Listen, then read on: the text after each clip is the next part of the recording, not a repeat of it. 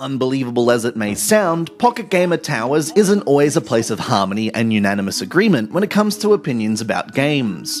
Hector Ep2 split the office in two when it hit the App Store last year. We all agreed that the humour was great, but we were divided over the quality of the puzzles. Some of us thought they were too random, while others thought they made sense. For the benefit of its detractors, Hector Ep2 Senseless Acts of Justice manages to smooth out the wrinkles of the first game, and it does it with style.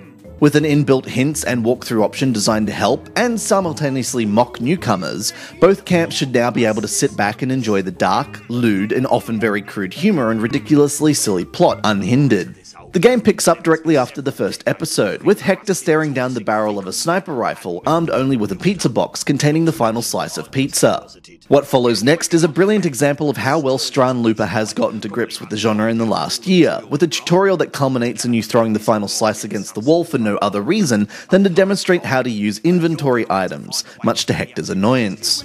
This level of craft to the humour continues throughout the episode, with some great in-jokes littered around the game for the diehards, Murray, and some of the finest conversation-based antics you'll find this side of Melee Island.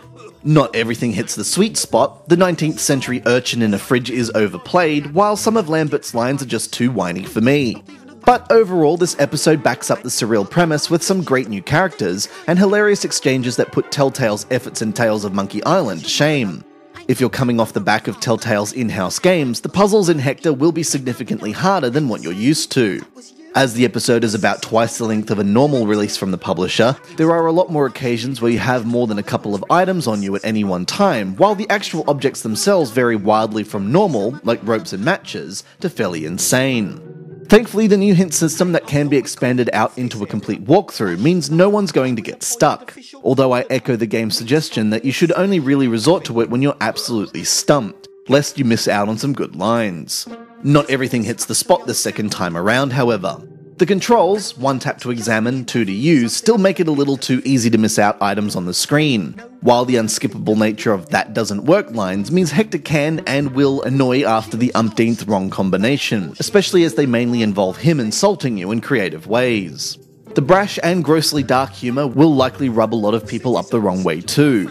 So if you find the idea of creating a pipe bomb by filling a blocked toilet pipe with hairspray in order to cause an explosion that covers a character in excrement offensive, you might want to skip this series. However, those looking for an adventure game that actually has puzzles and backs these up with a strong script, great characters and some fantastic animations, I recommend you slam your fist down and acquire Hector immediately.